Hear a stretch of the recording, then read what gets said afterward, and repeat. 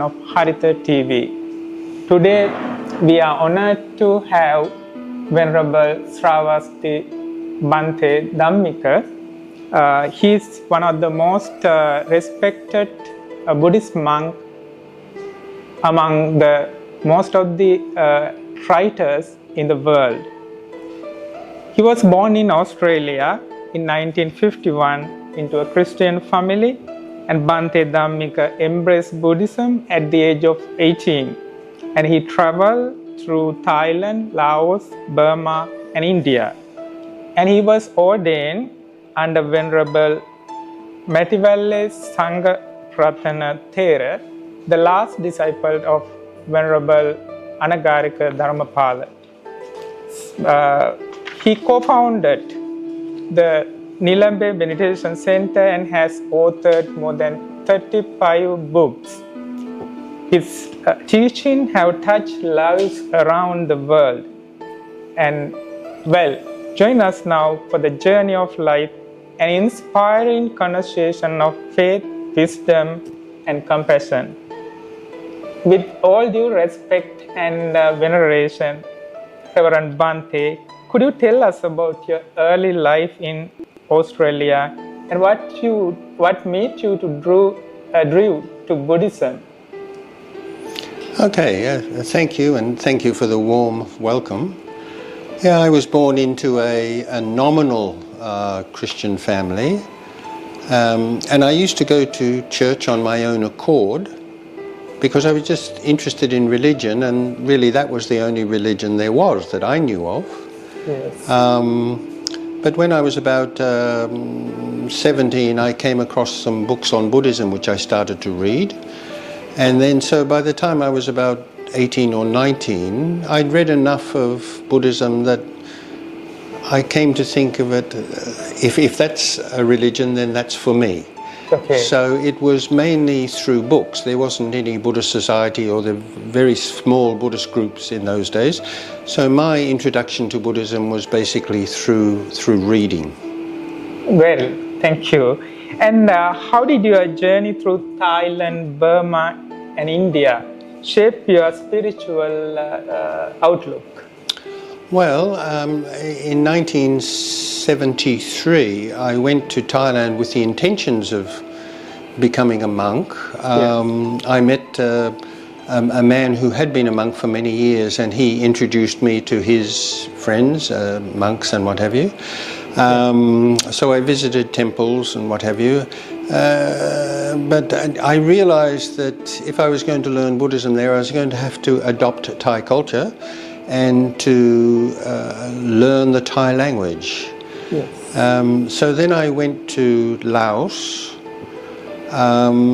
which I enjoyed very much. It's a beautiful country. But once again, it seemed so alien from my culture that I decided that I should look for somewhere else to become a monk. So I went to Burma. And in those days, foreigners were only allowed to stay in Burma for a week, 7 days. So I really liked Burma. I met a meditation master there. I did several meditation courses. Mm-hmm. And then I went back and forwards to Bangkok to get another visa.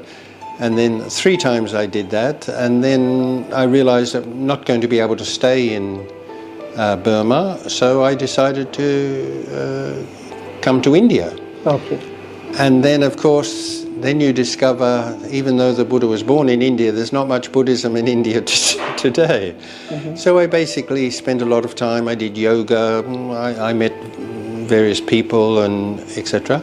But eventually I went to Sravasti, which is where the Buddha spent the last 25 years of his life, and there was a Sri Lankan temple there being looked after by a Sri Lankan monk who had come to India in 1926 with Anagarika Dharmapala.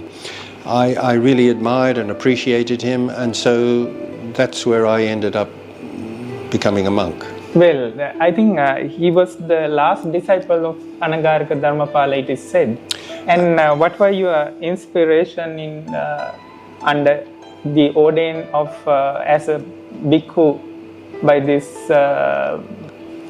Well, Matiwala Sangha Ratana Thera? Well, I couldn't become a bhikkhu because there weren't enough senior monks there, so I became a samanera.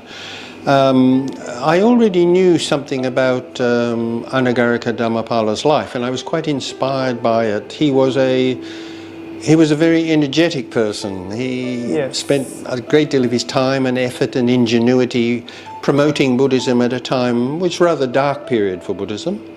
And my teacher, Venerable Matiwala Sangharatana, he had never lost his enthusiasm for Anagarika Dhammapala's work. So he told me lots of stories about Dhammapala which further inspired me. So that's when I really had a sort of an insider's stories about Anagarika Dhammapala, and that inspired me a great deal. Okay, right. Thank you. And what message guided you during those early years of seeking truth during that tenure? I don't know that there was a message, but there was this desire to become a monk, to live as the Buddha taught, and to practice the Dhamma. That was the main thing. Okay. Now, it is heard that you first visited Sri Lanka in 1976. And what made you to visit Sri Lanka, and what was your impressions about this country then? Well, after I became a monk, a samanera, Venerable Matiwala Sangharatana told me he really couldn't provide me with the education that I needed. Okay. Sravasti in those days was a very isolated place. Even getting some decent food was difficult. Yes. So he advised me to go to Sri Lanka. So he had a good relationship with Venerable Badigama Wimalawansa at the Odipansala, or the Sri Lanka Vidyalaya in Maradana. Maradana, yes. So I went to Sri Lanka, and they already knew that I was coming, and so they accommodated me, looked after me, and that's when I started my experience of Sri Lanka. And of course at that time Mrs. Banralaka's government had been in power for about 7 years, and I mean the country was in a mess. Okay. You couldn't get food, so my first impressions were of a country very much in the doldrums. But I had the good fortune of having a good Pirivana education, and generally I took to the Sri Lankan life in some ways. Thank you. And one of the remarkable things in your life is that starting of Nilambe Meditation Center. And how did that begin? And what was your vision for that?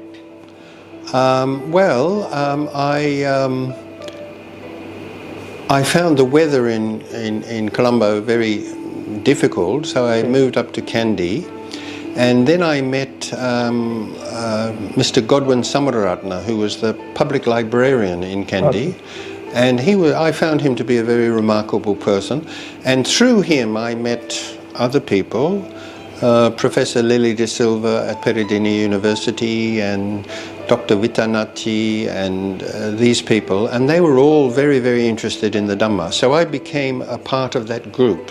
Yeah. And the university wanted to have a Buddhist center. Okay. So the old engineer's bungalow, just near the Peradeniya Bridge, that was given as a Buddhist center, but they didn't have any Hamdru to run it. So they asked me if I would, and I did. And we used to meet regularly twice a week, one day to discuss various suttas and what have you, one day just to do bhavana. We would do bhavana together, have a cup of tea, a small talk about meditation. And this went on for a long time. And eventually we decided, wouldn't it be good to have a meditation center? Okay. So another gentleman joined us, Mr. Allah Hakun, who's a wealthy Kandyan businessman. And so he offered to donate some land and build a centre. His tea plantation was in Nelumbe. Okay. So above the tea plantation, a meditation centre was built.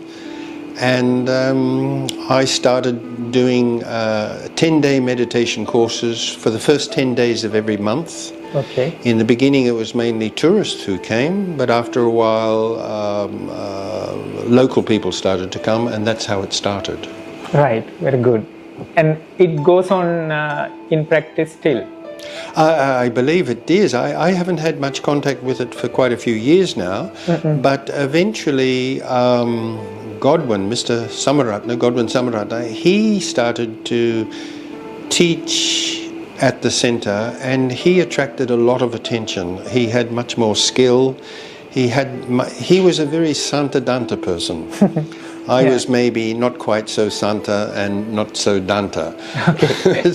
He certainly was. And almost everybody who met him was very impressed by. He was the epitome, I would say, of what the Dhamma is supposed to be about. He was a person full of Maitri and Santa Danta, and so that really brought the centre alive. And then unfortunately he died unexpectedly and somewhat tragically, and then so other people took over, and I believe the meditation centre is still going. Okay, right. Thank you very much. And Bhante, what do you most appreciate about Sri Lankan Buddhist culture and people here? Well, just recently I was looking at Yahoo. What do you call it? What's the video program? You go to the computer. And they have videos. You can get videos on all sorts of things. What's that called? YouTube.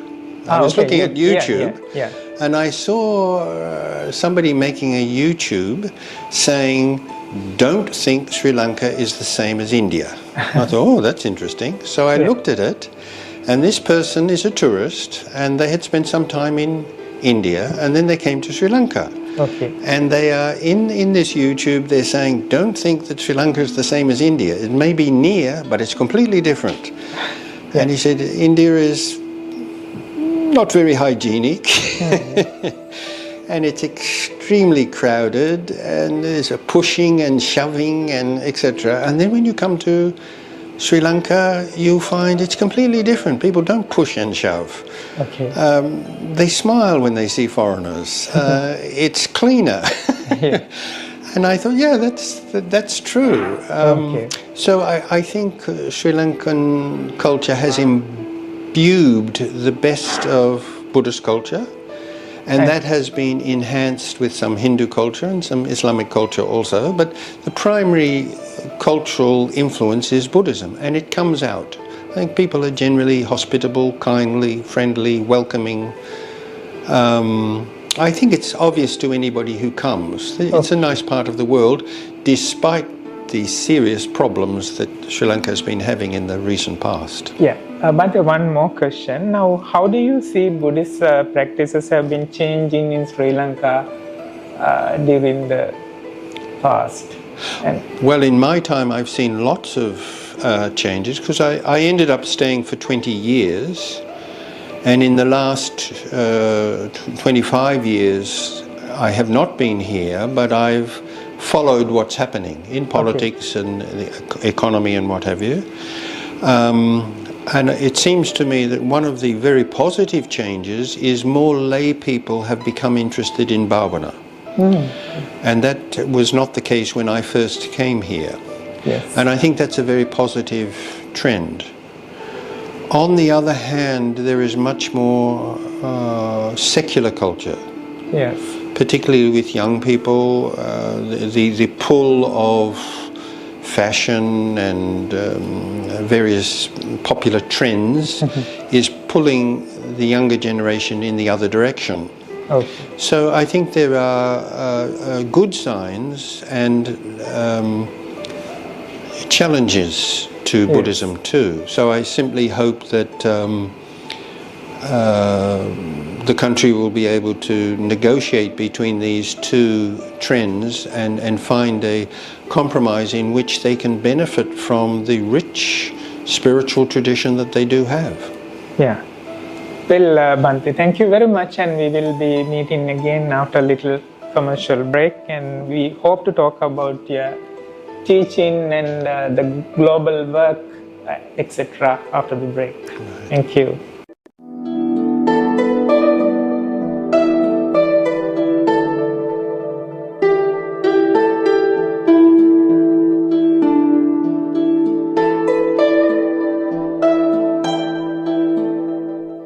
චිංච මානවිකාවගේ කතාවස්තුව අප මහා බුදුරජාණන් වහන්සේ බුද්ධත්වයෙන් අනතුරුව ජේතවනාරාමේ වැඩ සිටින සමයෙහි බුදුදහම කෙරෙහි ජනතාව තුළ ඇති වූ ආකර්ෂණය සහ ගෞරවය තරාගත නොහැකි වූ අන්‍යාගමිකයන් බුදුන් වහන්සේට අපහාස කිරීම සඳහා කුමන්ත්‍රණයක් කළ අතර ඒ සඳහා චිංච මානවිකාව නම් කාන්තාව යොදාගත්හ.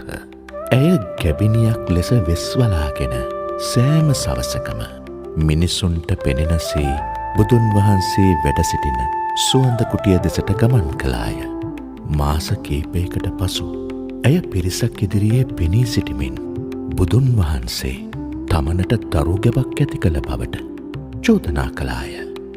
මේ චෝදනාව අසා සිටි බොහෝ දෙනෙක් බුදුන් වහන්සේ කෙරෙහි විශ්වාසය බිඳී කිය සිත් ඇති කරගත් අතර මේ හේතුවෙන් මහත් වූ කලබලයක් ඇතිවිය.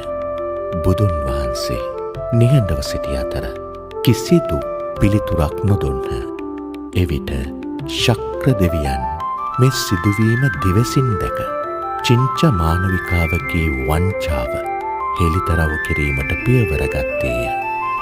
ශක්‍ර දෙවියන් මීයන් දෙදෙනෙකුගේ ස්වරූපයෙන් පැමිණ දරු ගැබක් මෙන් පෙනෙනසේ ඇගේ කුසට තබා බැඳ තිබූ දැවමිටියෙහි ලනුව කපා දමා චිංච මානවිකාවගේ අභූත චෝදනාව සියලු දෙනාටම පෙනෙන්නට සලස්වන ලදී. තාවකාලිකව යටපත් කළ හැකි වුවද කෙදිනක හෝ සත්‍යය ජයගන්නා බව බුද්ධ චරිතයේ සඳහන් වන චිංච මානවිකාවගේ කතාව අප වෙත දෙන පණිවුඩයයි.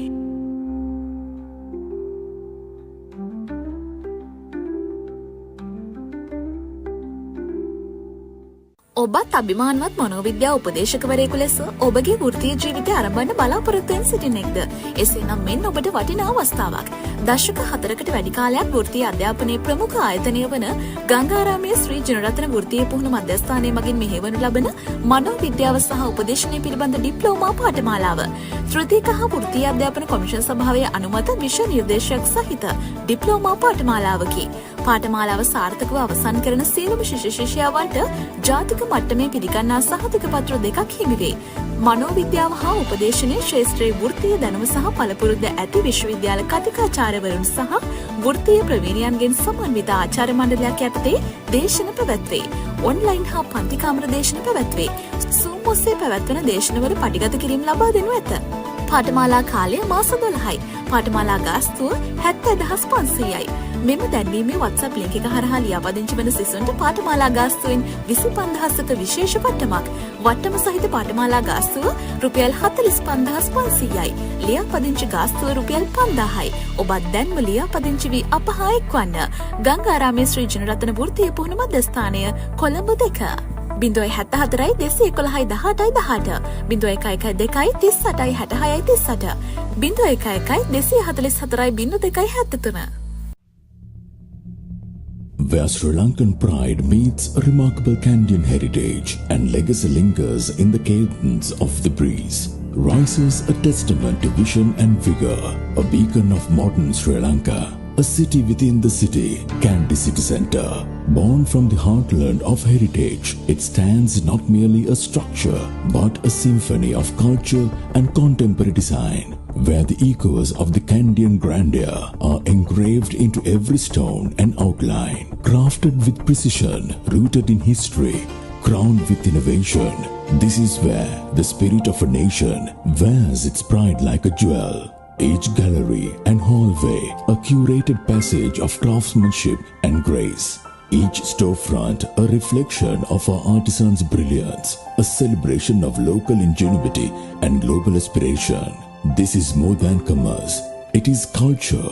More than architecture, it is artistry, a vibrant confluence of past and present, anchored in tradition, yet ascending towards tomorrow. Here, we do not simply shop, we belong. We don't just pass through, we remember. From the sacred shores of Candy Lake to the noble peaks that crown her skyline, Candy City Centre rises, a proud pulse in the nation's heart, an emblem of elegance, excellence and enduring identity. Come, stand tall with us, feel the pride of a people, the promise of a place and the poetry of progress, all within Candy City Centre. Candy City Centre, නුවරට නුවරක්.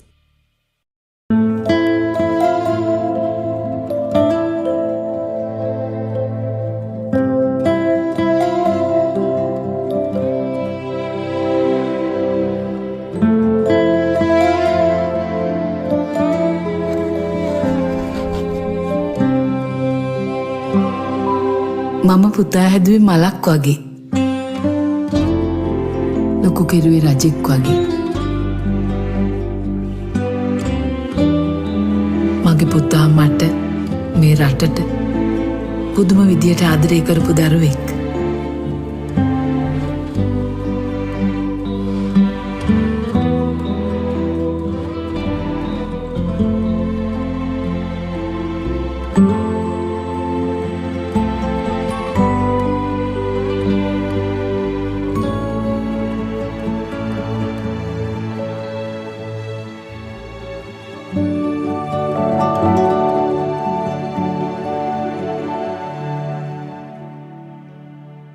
ඒත් ඒ පුතා දැන් නෑ. එයා දැන් වෙනස් වෙලා. එයා අපෙන් අයින් වෙලා. මගේ පුතා තනි වෙලා. එයාට ඉස්සර ලස්සන හීන ගොඩක් තිබුණා. ඒ දරුවා මේ රටට වටින්නේ නැද්ද? මේ අම්මගේ හිත රිද්දන්න එපා. ඔයාලට පුළුවන් නම් මගේ පුතා මට ආයිමත් දෙන්න.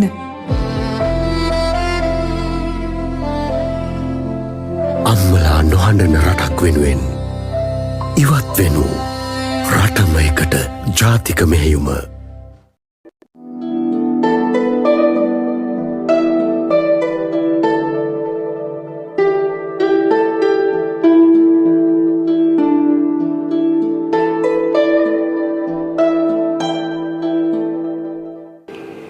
Well, we are once again with the journey of light. Today we are talking to Bhante Sravasti Dhammika, the most venerable and most denounced Reverend Sir, who has authored more than 35 books. Well, the Lord Buddha, it is said in Pali, තථාගතස්ස පවේදිතස්ස ධම්ම විනයෝ විවටෝ විරෝචති no patichanno. That means the Dhamma preached by the Buddha, when it is revealed to the world, that is brightened, whereas the Dhamma is hidden, that is been hidden forever. So I think highlighting that profound saying, Bhante, you have written 35 books. So it is kind of a very inspiring act. Could you tell us about your book, especially about before that I would like to ask you, what inspired you starting the writing books? Well, that's a good question. I was not particularly good at grammar when I was at school. Yeah. And I'm not really very good at it now. But so I never really thought of writing. And then at one time for my own, an exercise for myself, I translated some Pali verses into English.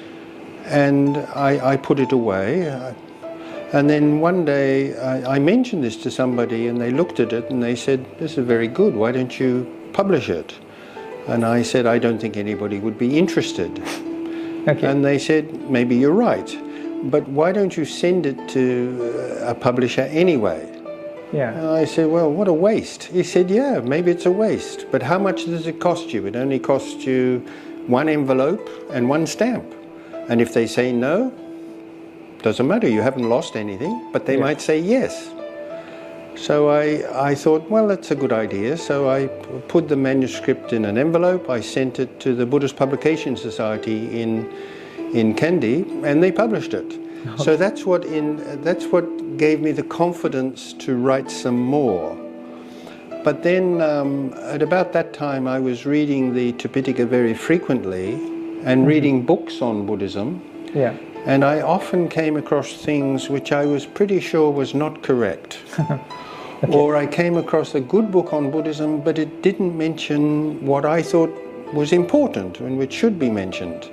So I think in the beginning, what inspired me to write was trying to clarify misunderstandings, yes, which seem to be very common, and to look at aspects of the Dhamma that are not often looked at. So that's what, and I think that's what I still do.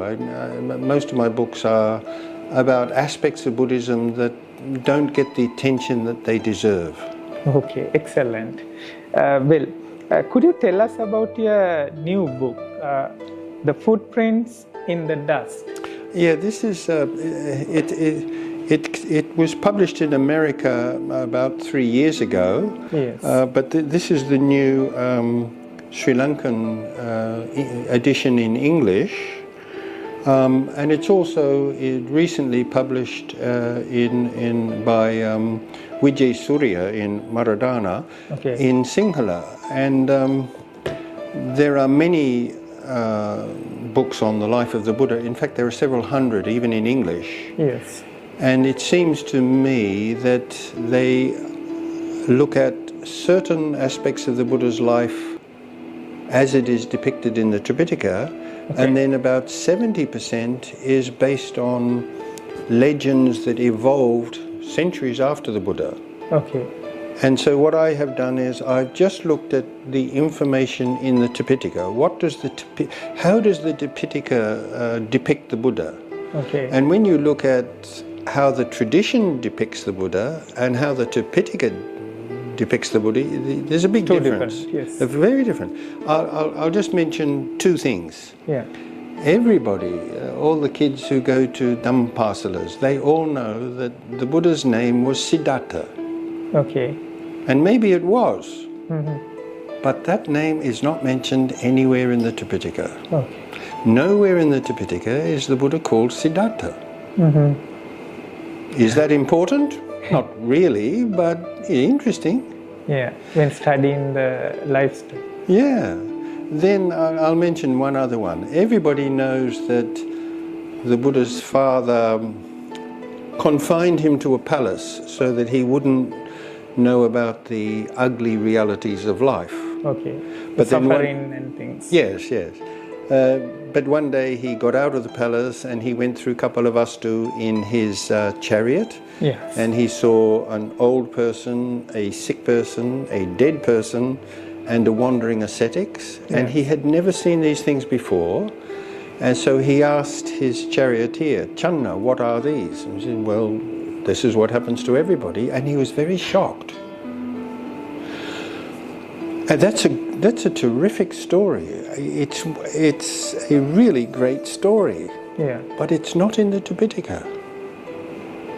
Okay. Now, that doesn't mean that story is not true, but it does indicate that the Arahats at the first council, they did not think that that story was important enough to include in the Tipitaka. Okay. Okay, and once again, is that very, very important? Not particularly, but it's interesting to know. And this book is just what the Tipitaka says about the Buddha.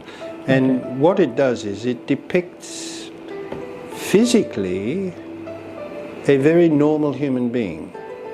Correct. Psychologically and spiritually, he was far above us. Yes, true. But physically, he was pretty similar to us. I think people might find that interesting. Yes. What else have I written? I've written a guidebook to Buddhist places in Sri Lanka. Okay. I've written a book, it's called Nature and the Environment in Buddhism, and it's everything the Buddha has to say about the environment, about forests and animals and mountains, rain clouds, everything in the Tipitaka that the Buddha says about nature and the environment. So I like to look at those sorts of things. Okay, right, thank you. And it's very interesting. And once again, how do you make Buddhist teaching clear and appealing to the people? I don't know. I just write what I think and people like it.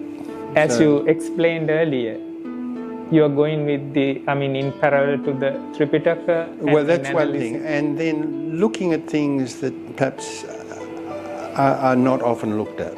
Okay. Let me think of an example. Yes. The next book that's coming out is about food. Everything the Buddha had to say about food. Yes. Now, Sri Lankans really like food, so they might find that interesting. And the Buddha actually said a lot about food. He talked about table manners. Okay. He talked about overeating. He talked about vegetarianism. He talked about all sorts of things related to digestion, how you digest food. Yes. He talked about different categories of food. Okay. So that book, it's a small book, but it's everything the Buddha had to say about food. In talking about the very in-depth idea about food described by the Buddha about 4 types of foods, have you included such a deeper idea in your book as well? No, I just I present what the Buddha said, and occasionally I elaborate on it, but most of it I just leave for others to think about. Okay. One thing, if you read the book when it comes out, is you would be very astonished to discover that when you read the Jatikas, there are actually recipes. Yeah. How to cook a particular meal. Which, is it important? No. Yeah. But it shows you that the Buddha had a fairly good knowledge of quite basic and ordinary things. Yeah. Yeah. Everything. So, for example, everybody in Sri Lanka knows about kiribat. Yeah. And they think it is rice cooked in coconut milk. And in Sri Lanka, that's what it is. But in the Tipitaka, it's rice cooked with cow's milk, not coconut milk. Yeah. Shira payasa. That's correct. You're very correct. Yeah, you know a lot about these things. Well, Bhante, once again, and what role can television and media play sharing true Buddhist values today? How do you consider it? Well, and at the same time, do you think that media play a fair role in propagating Buddhism? Well, media has always had a role in propagating information. Okay. So in the past it was verbal, and then it was books, and it was art. Art is a form of media. In fact, just the other day I went to Deepadutta Vihara in Kotahena. Yes. I remember going there many years ago, but I went back just recently, and it is such a beautiful temple. And using statues, it depicts some Jataka stories, the life of the Buddha. So that would be an example of media being used to promote the Dhamma. But nowadays we've got different types of media, primarily television, computers, etc. And I think that as Buddhists we should be quick to utilize these new mediums, because they are very, very powerful. A message can be spread around the world through television, YouTube, those sorts of things. And we should be quick to take advantage of those things. And especially Bante, in Sri Lanka, actually now we have particularly meant for channels for Buddhism, whereas always the Buddhist Dhamma sermons, etc. telecast. So what about in other countries like in India or Laos or in Australia? Do you have such specially demarcated channels for propagating Buddhism? I really don't know that, but I know that in the West there are several series of YouTubes which anybody can have access to. There's one from, I think it's from America, it's called Doug's Dhamma. Okay. And it's an American guy, and he has a very, very good knowledge of the Tipitaka. And I think once a week he has a YouTube about some aspect of Buddhism. I recommend that very highly. And there's another one, a young monk, I think he is a disciple of Kiribat Gaudanyanananda. Yeah. And he's got 40 or 50 videos. He's a very nice looking young man, he speaks very well, he's got a good knowledge of Dhamma, and he presents practical aspects of Dhamma that the average person can use. I'm sorry, I can't remember his name. Do you know who it is? No, I can't. I see. Anyway, if you go, he's a very pleasant looking person, and once again, I highly recommend them. There are others too. And then Achan Brahmawanso, also he has a very impressionable style where it's a sense of humour, once again, very good solid Dhamma. And looking at his videos, it looks like hundreds of thousands of people watch his videos. So can I ask more than watch my videos. One additional question, using human in Dhamma sermon, is it humour? Yeah, humour in Dhamma sermon. Is it okay or is it approachable? If you read in my book, I talk about the Buddha's sense of humour. Okay. Now the Buddha did certainly have a sense of humour, but not to make people roar with laughter, but to make a smile on their face. Right. So not to arouse lust or frivolity. Yeah. A little bit of lightness in a sermon, a little bit of expression of joy and a smile, I think that's quite acceptable. It seemed to be acceptable to the Buddha, so it should be acceptable to us. When I see a monk giving a sermon and he looks as if he's gone to a funeral, dukkha, anicca, anatta, everything is impermanent. Well, that's maybe not so inspiring. It's to be presentable always. Right. Okay. Right. Thank you very much, Bante. Once again, we are moving to a commercial break, and after the break, we will continue our program. Right. Thank you. Okay.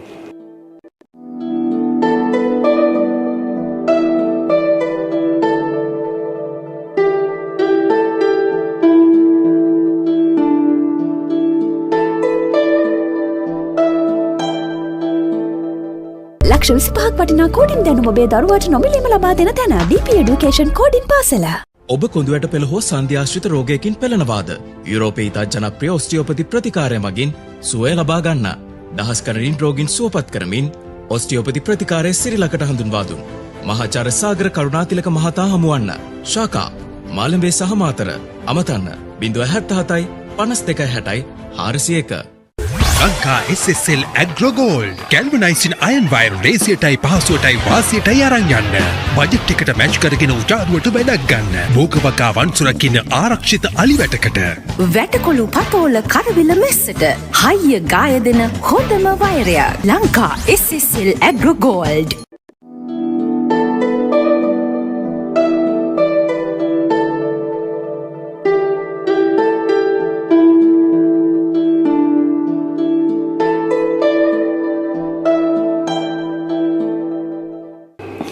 Well, once again, we are with Journey of Light. We are once again with Bante Sravastika Dhammika Thera, continuation of his work we discussed. Now I would like to turn to you, Bhante, once again. We wish to know that who are the inspiring Buddhist monks that you have come across in your life that helps you inspire your spiritual journey. Well, there's quite a few actually. One person that I got to know early when I was here was Hinatina Dhammaloka. Okay. Who he used to be at the Jatantaka Bodha Majestani in Wellawate. He was there. He was very old at that time. Okay. But he was a person who had a great deal of Maitri. He seemed to radiate Maitri. He was he was a lovely person. And then another one, I think he was not well known at that time, Maho Samedo. He was a very traditional village monk, but very, very learned, and he seemed to have a very deep knowledge of the Dhamma, and it had transformed him, or that was the impression that I got. Okay. And then another one was the German monk Nyanaponika. Of course, he had lived in Sri Lanka since the 1930s. Okay. And he seemed to me to be the epitome of an impeccable scholar and also a deeply spiritual person. So at that time he was living in the Forest Hermitage in Udawatakella, and I lived on the other side of the forest. Okay. So I used to often visit him and talk to him. And he would very generously lend me some of his books. He had a wonderful library. Okay. And he was quite an inspiration. I really thought he was the best type of monk. Okay. And of course the other one was not a monk, and that was Godwin Samaratna. I think he was a monk without being a monk, if you might say. So they were people who had quite an impact upon me. And then there were others who maybe they weren't Buddhists. So, for example, at one point I had quite an interest in the teachings of Krishnamurti, Jadu Krishnamurti. And when he came to Sri Lanka, Dr. Adhikaram, who was sort of a disciple of Krishnamurti, asked me if I would like to meet Krishnamurti. And I said, oh, okay. So Krishnamurti had been put up in the state guest house. Right. So I went there. There were two other monks with me, and we had a talk with Krishnamurti for it was more than an hour. And I found him once again a very, very inspiring person. Okay. And I know that Krishnamurti at one point in his life said that he had never read a book on Buddhism. But I don't believe him. I suspect that he had read, I mean, as a theosophist, as a young man, he must have read books on Buddhism. But whatever it was, he did have some unique insights which I think any Buddhist could benefit from. Okay. And I think I benefited from some of Krishnamurti's ideas. Okay, that's all. Basically, what about other, foreign monks that you come across in your journey? No, I can't think of any. I mean, that's not to say that I haven't learned something from some, or that I haven't been inspired, but the ones that I think were primary in my experience were those ones. Well, how do you, Bhante, evaluate reaching the supreme bliss of Nibbana? And how do you see reaching Nibbana? Is it approachable in the modern day society?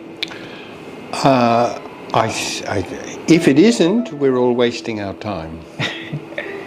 Well, however, I do think it's very clear from the Buddha's teachings that this requires total commitment and total self-sacrifice, a complete turning one's back on ordinary conventional life. Yes. So somebody who does that, monks who live in aranyas and they spend weeks, months in silence and doing bhavana and having very little contact with others, I think they certainly can do that. But I think nowadays some monks give lay people the impression that you can have a car and a mortgage on a house and you've got a job and you've got 2 kids you're trying to get through the university and you've got a quarrel with your neighbour and you've got a court case against your boss and you can attain nirvana. I don't think that's possible. I think it requires, I don't think you have to be a monk, but a radical change in your lifestyle is required. Yes. But that doesn't mean that an ordinary person with a 9-to-5 job cannot practice the Dhamma. Yes. I certainly do not believe that. Okay.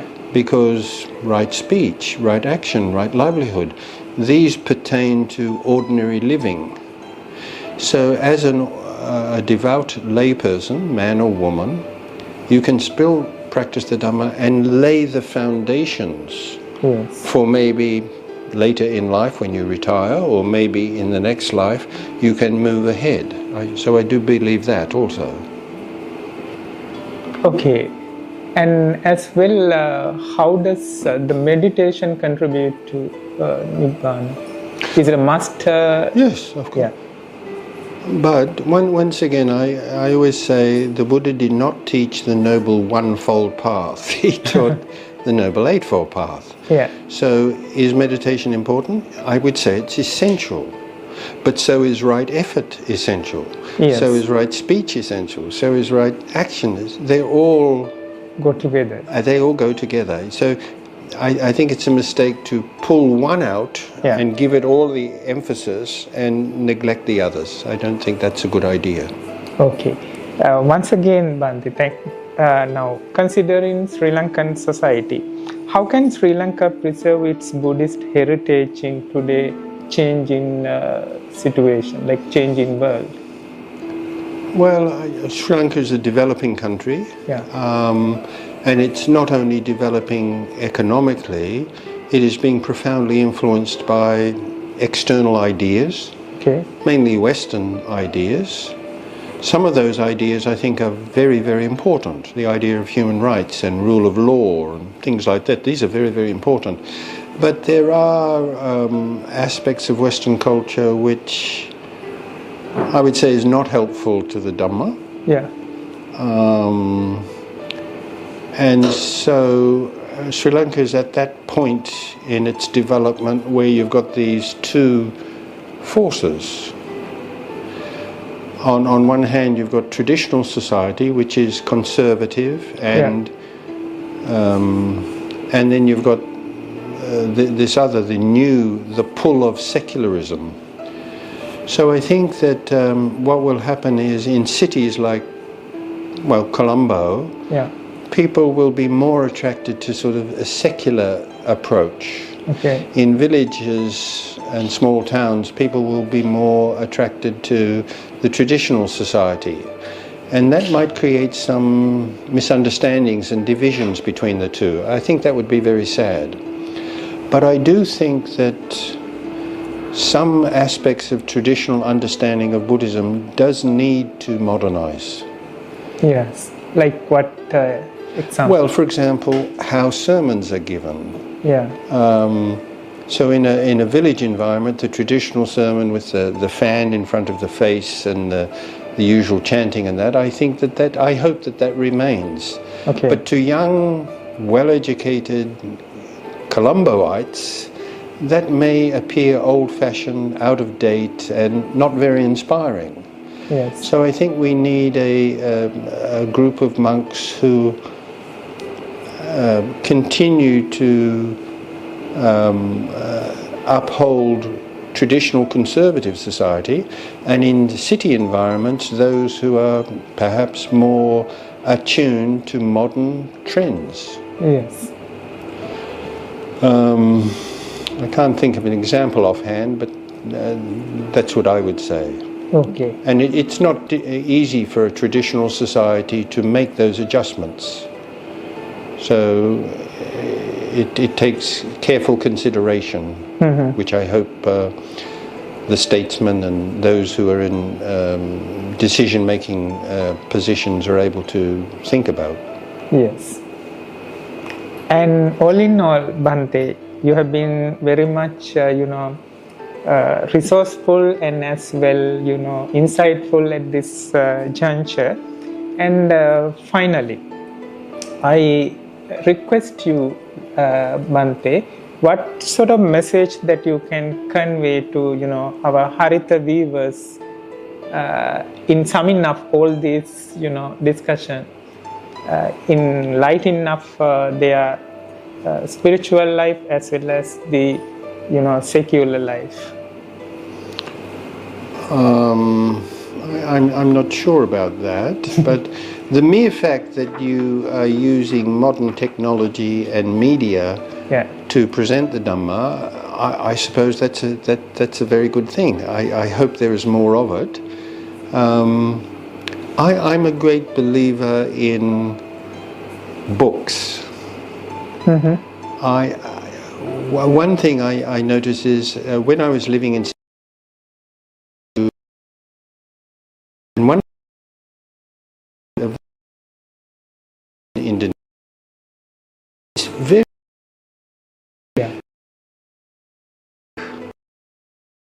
in the West, media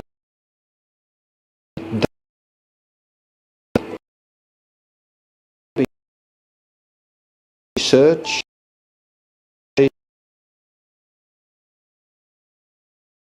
some of that introduced to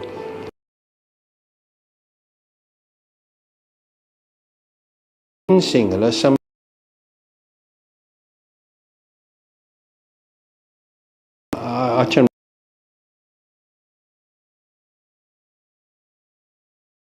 very popular speaker,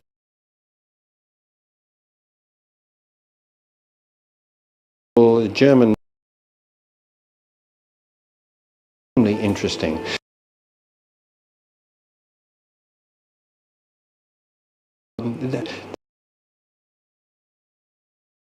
The ways of thinking, access to that,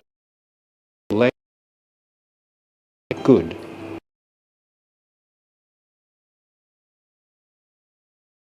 As Bhante,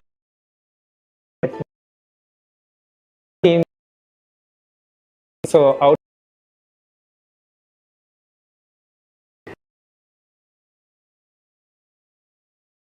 in but very much for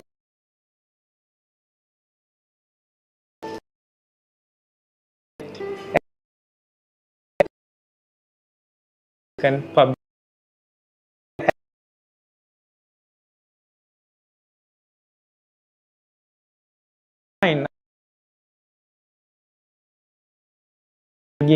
within our issue of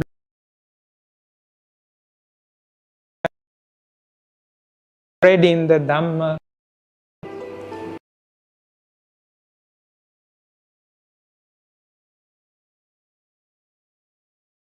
as